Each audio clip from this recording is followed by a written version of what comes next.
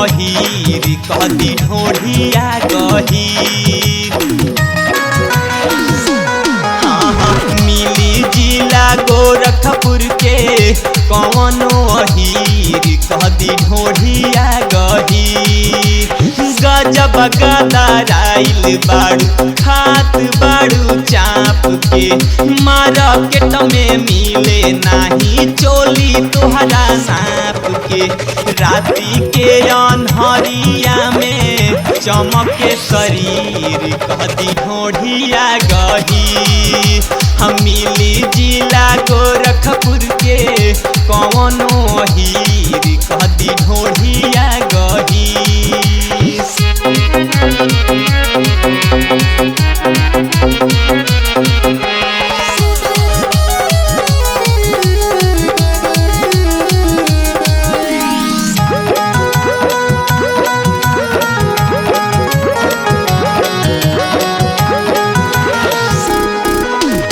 गोरी बदन गदराइल देहिया चलन ऐसे उतान हो।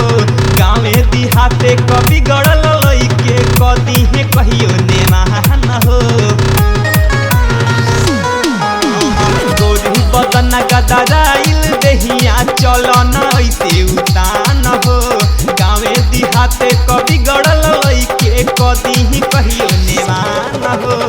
चल बुझे बीता भर के कपड़ा पहिर कदी ढोढ़िया गही। मिली जिला गोरखपुर के कौनो अहीर कदी ढोढ़िया गही।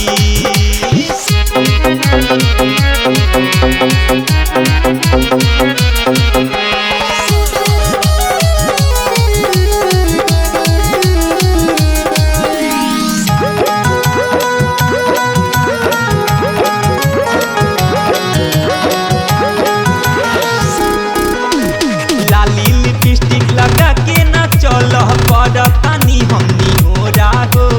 पर बुझे कहियो तू परवीन के पाले भली ही जबरी को राहो।